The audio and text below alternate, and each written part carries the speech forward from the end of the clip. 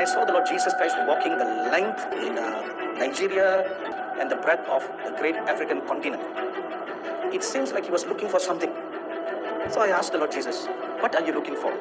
He said, I'm looking for a person who will stand in the gap for this continent. And I found none. I was shocked because I know of many good intercessors in the land. Good intercessors in Tanzania, good intercessors in Nigeria, good intercessors in Ghana, South Africa.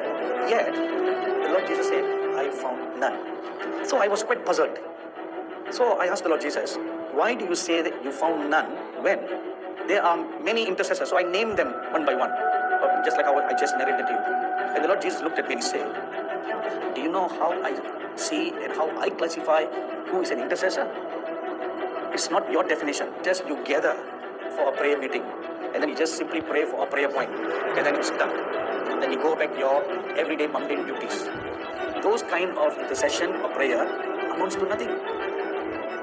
I'll tell you one truth.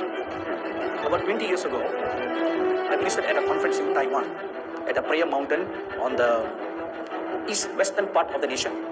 It's a prayer mountain.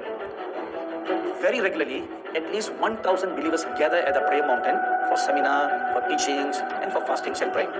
So this particular time that I was there, it was over the Chinese New Year celebration. So 1 week of a seminar or teaching program. And I have never seen another people group who pray like the Chinese people. They don't just simply pray. They bang their head on the floor, they weep and they cry with great intensity. This is how they pray. So on one particular morning session, the angel of Taiwan appeared to me and told me what is going to happen in Taiwan. And this can be averted if the people pray. So I spoke to the congregation what the Lord showed me, and I asked them to come to the altar and pray. 1,000 people came forward to the altar. And they were all of them beating on their chest, they were weeping, they were crying for 45 minutes. Their prayers and their cries were ringing all throughout the auditorium, even right up to the gate of the property. And I could see, mucus coming out from people's nose, they were falling on the floor, and pools of tears gathering all around the places where they were praying. After 45 minutes of prayer, as I was waiting while everybody were praying, they were all doing collective prayer. No one was leading in the prayer. All I did was, I told them what to pray. Without any coordination, without anyone conducting it, they all prayed with great intensity. After 45 minutes, I saw an elder from heaven come down in the meeting, and he had a bowl in his hand.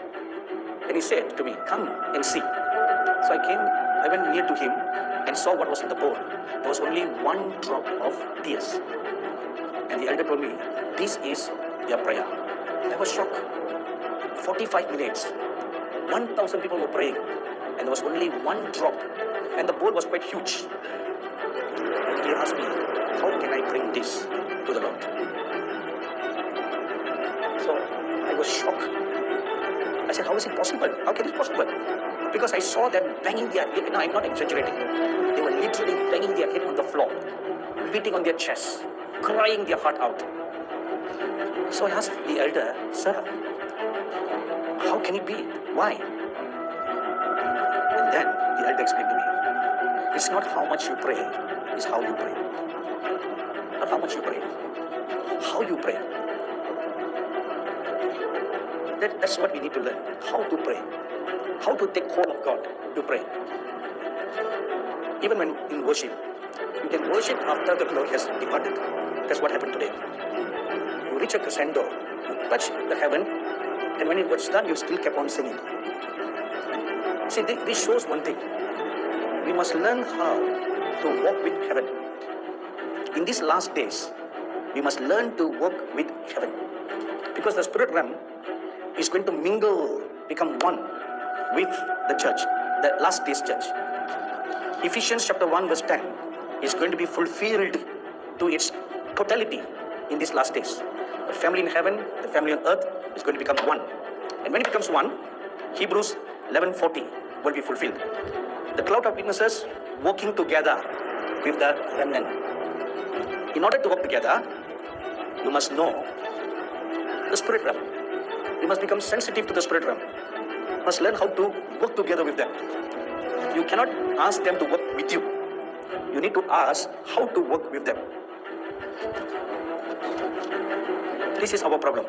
Our problem is we always ask God to bless what we are going to do and not ask Him what He wants to be done. That is why all our ministries that we have done in the last 2000 years have produced very little result.